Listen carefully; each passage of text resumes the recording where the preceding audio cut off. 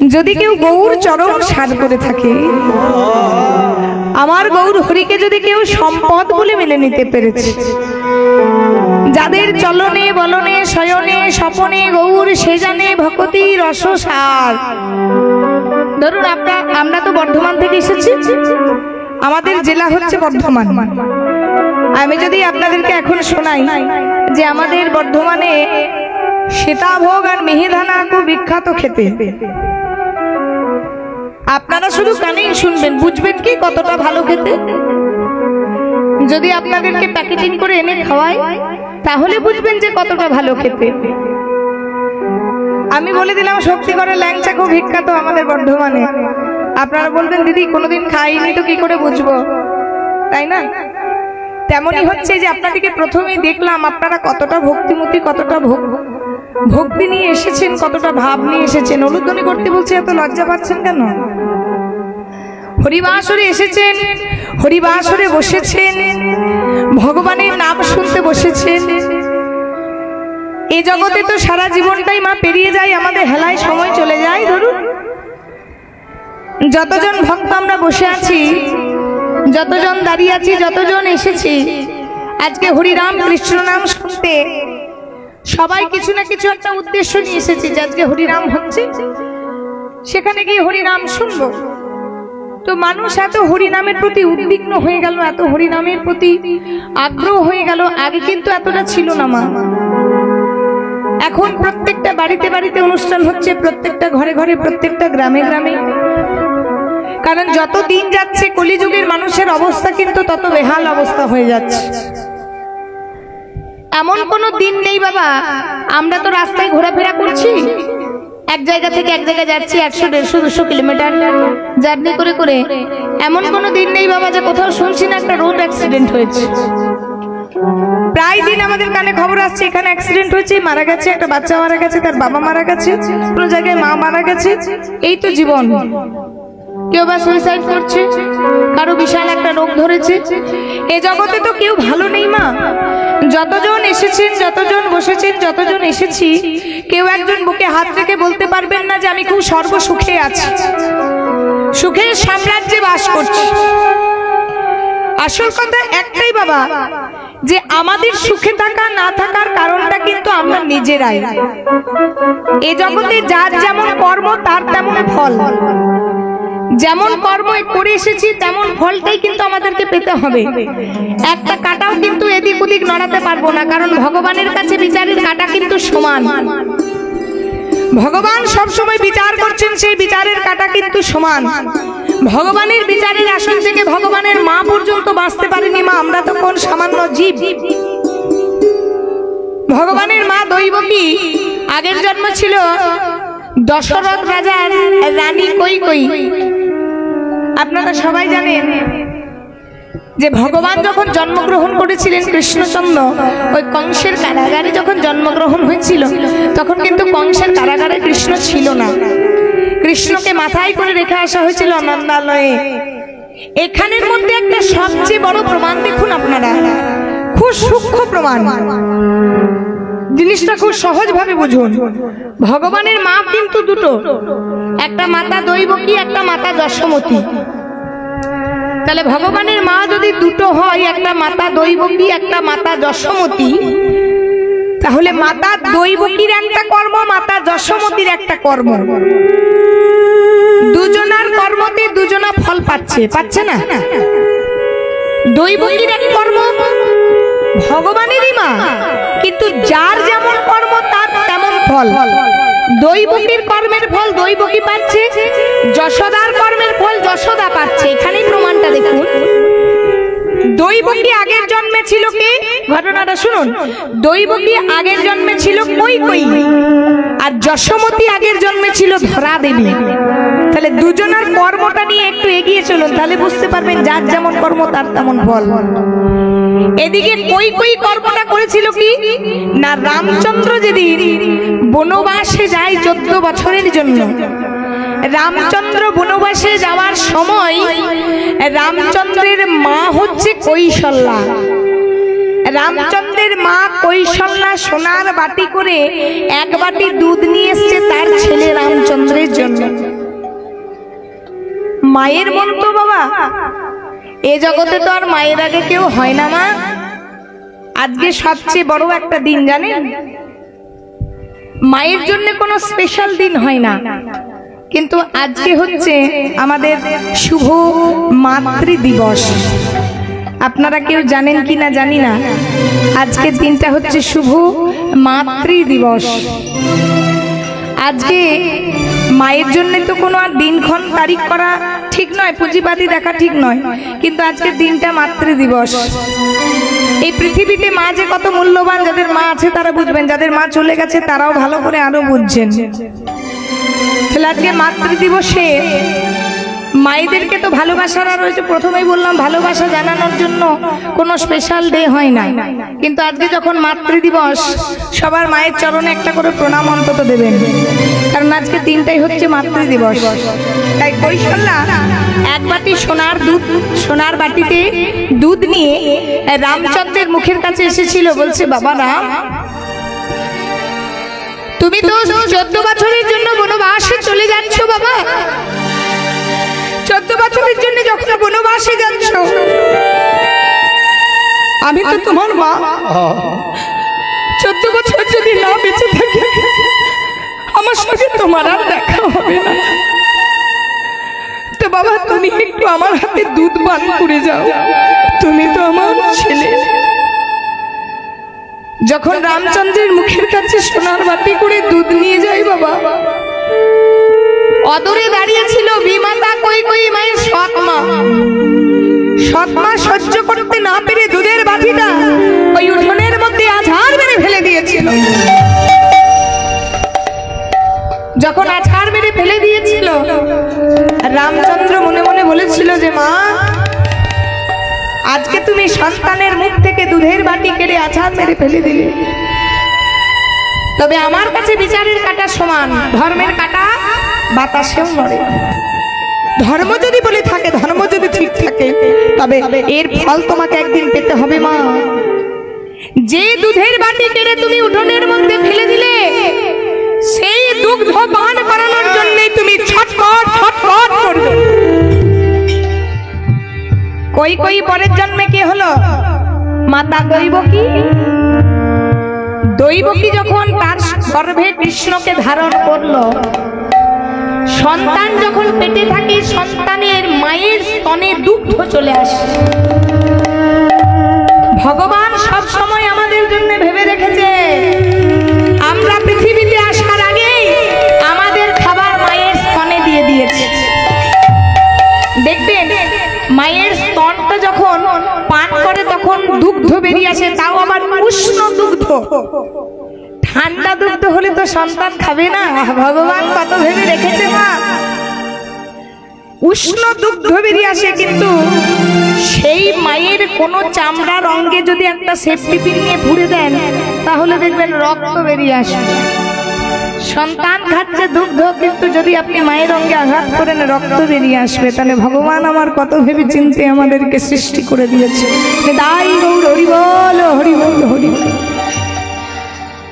দৈবকীর সন্তান কৃষ্ণ যখন অষ্টম গর্ভে জন্ম নিল, তখন ওই অষ্টম গর্ভের সন্তান কৃষ্ণকে যখন মাথায় করে নন্দালয়ে রেখে এলো, দৈবকী মায়ের স্তনদুগ্ধ ধারা তখন মাটির মধ্যে পড়ছে। সন্তান কাছে নেই, তাহলে স্তন পান করতে পারছে না, আর স্তনদুগ্ধের ধারা মাটিতে গড়িয়ে গড়িয়ে বেয়ে পড়ছে। যখন ওই স্তনদুগ্ধ ধারা গড়িয়ে গড়িয়ে পড়ছে, তখন দৈবকী কাঁদতে কাঁদতে কৃষ্ণকে বলছে, কৃষ্ণ তুই আমার গর্ভে এলি বাবা, কিন্তু আমার স্তন পান করলি না। নারায়ণ বলছে, মা স্তন পান করিনি, এটা তোমার কর্মফল। তুমি একদিন সন্তানের মুখ থেকে দুধের বাটি কেড়েছো, তাই আজকে তুমি সন্তানকে দুধ পান করানোর জন্য আজকে তুমি ছটফট করছো। তবে শোনো মা, তুমি তো ভগবানের মা, আর তুমি চোখের জল ফেলছো, তাই চোখের জল ফেলছি বলে বলছি মা, যে স্তনদুগ্ধ ধারা মাটির মধ্যে বয়ে যাচ্ছে, তোমার স্তনদুগ্ধের ধারা বিফলে যাবে না, ওই মাটি দিয়ে তৈরি হয়ে যাবে মাটির মালসা। কলিযুগে যত যত জায়গায় হরিনাম হবে, হরিবাসর হবে, ওই মাটির মালসা করে চিরে প্রসাদ হবে আমার প্রধানতম ভোগ। নিতাই গৌর হরি বল হরি বল। এটা হচ্ছে দৈবকীর কর্মফল ভোগ। এদিকে আবার ধরা দেবী মানে মাতা যশোমতী কৃষ্ণকে গর্ভে ধারণ করলো না, কিন্তু কৃষ্ণকে স্তন পান করিয়ে বড় করে দিল। কারণ কি? এরও একটা বিরাট ঘটনা আছে। ধরা দেবী ব্রহ্মা বিষ্ণু মহেশ্বরকে সেবা করানোর জন্য আপনাদের কাছে অনুরোধ, বাড়িতে যদি অতিথি আসে, অতিথিকে ভালোবেসে সেবা দেবেন। কোন রূপে যে ভগবান আসে কেউ বলতে পারে না মা। দেখবেন পুলিশ যখন ক্রিমিনালকে ধরে, কি বাবা, পুলিশ যখন একজন চোর ডাকাত খুনি আসামিকে ধরবে, তখন পুলিশের ড্রেসে ধরে না সিভিল ড্রেসে ধরে? পুলিশের ড্রেসে ধরে না সিভিল ড্রেসে? সিভিল ড্রেসে ধরে।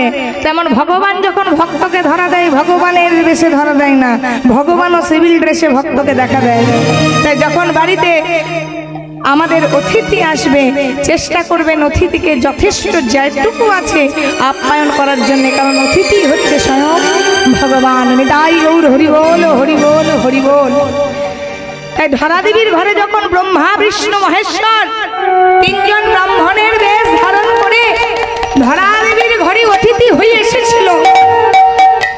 ধরা দেবী ভিখারি ছিল, ভিখারি দিন ভিখারি, দাঁড়ে দাঁড়ে ভিক্ষা করতে গিয়েছিল, ভিক্ষা পায়নি।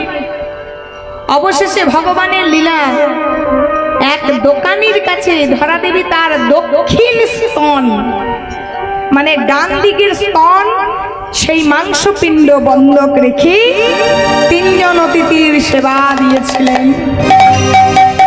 তাই এক মা দুধের বাটি কেড়েছে, তাই দুধ পান করাতে পারেনি, কৃষ্ণকে লালন পালন করতে পারেনি।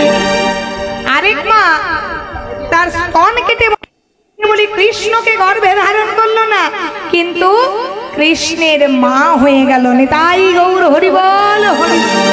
তাহলে যার যেমন কর্ম এ জগতে তার তেমন কিন্তু ফল।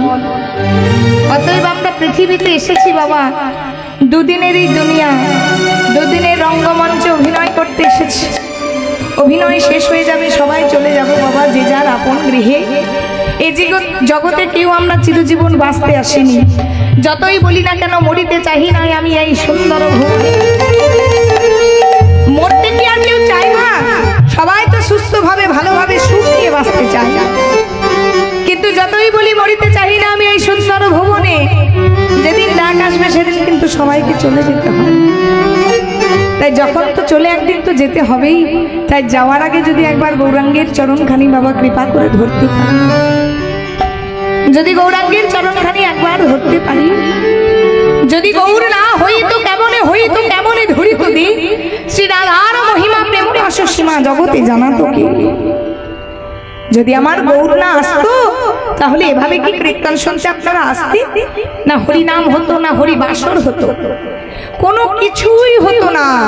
যাগযজ্ঞ করতে হবে না, জপ তপ করতে হবে না, পূজা অর্চনা করতে হবে না। প্রীতে অধ্যায়তে বিষ্ণুতে তায়াং যজতে মুখই দাপরি পরিচর্যায়ং কলো তদ্হরি সংকীর্তনা।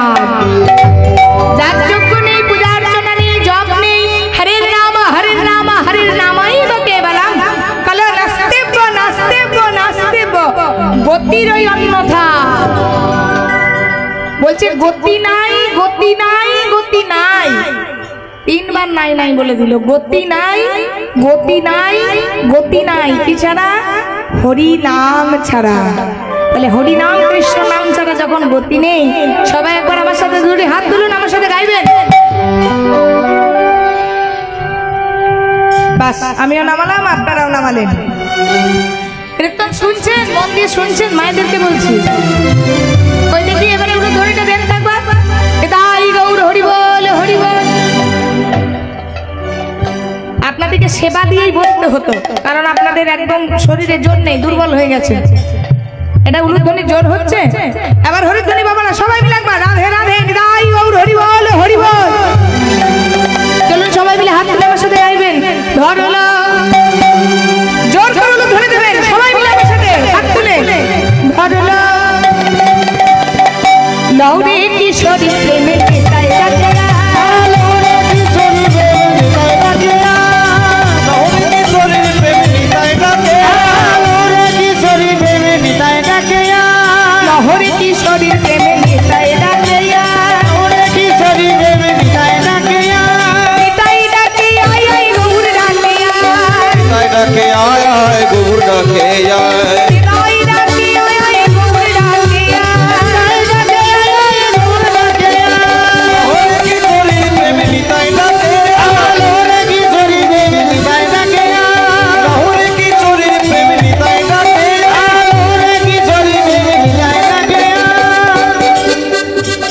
বৃষ্টি হচ্ছে বৃষ্টি বৃষ্টি হচ্ছে। আপনারা কি কথা বলতে জানেন না? হয়নি বৃষ্টি যে হচ্ছে না আমিও দেখতে পাচ্ছি, তাহলে আপনারা কেউ বসে থাকতেন না। মেঘের বৃষ্টি নয়, হরি নামের বৃষ্টি। এই ক্লাসটা একটু অন্যরকম ক্লাস, তো একটু বুঝে শুনে উত্তরটা দিতে হবে। হরি নামের বৃষ্টি হচ্ছে। হ্যাঁ তো জোর করে শুনি। হ্যাঁ, শান্তিপুর ডুবু ডুবু নদে ভেসে যা, শান্তিপুর ডুবু ডুবু নদে ভেসে যা, শান্তিপুর ডুবু ডুবু নদে ভেসে যা, শান্তিপুর ডুবু ডুবু নদে ভেসে যা, শান্তিপুর ডুবু ডুবু নদে ভেসে যা, শান্তিপুর ডুবু ডুবু নদে ভেসে যা।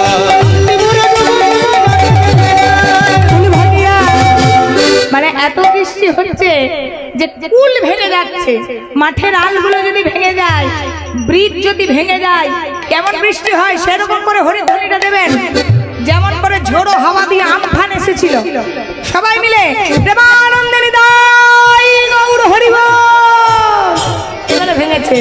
কুল ভাঙিয়া ঢেউ আসিয়া লাগলো গোরালিলা, কুল ভাঙিয়া ঢেউ আসিয়া লাগলো গোরালিলা, কুল ভাঙিয়া ঢেউ আসিয়া লাগলো গোরালিলা, কুল ভাঙিয়া ঢেউ আসিয়া লাগলো গোরালিলা। লহরে কিশোরী প্রেমে নিতাই ডাকে, লহরে কিশোরী প্রেমে নিতাই ডাকে, লহরে কিশোরী প্রেমে নিতাই ডাকে, লহরে কিশোরী প্রেমে নিতাই ডাকে। তাহলে আমরা গৌর হরির চরণখানে ধরেছি। আপনারা সবাই মিলে বসে আছেন। আজকে সবাই মিলে বসে বসে আজকে গৌরাঙ্গের কথা শুনছেন। তাহলে আপনারা প্রথমে গৌর কথা শুনছেন, এরপর কৃষ্ণ কথা শুনবেন। তো গৌর কথা শুনলে কি হয় একটু শুনুন। আমার গৌরাঙ্গের মধুর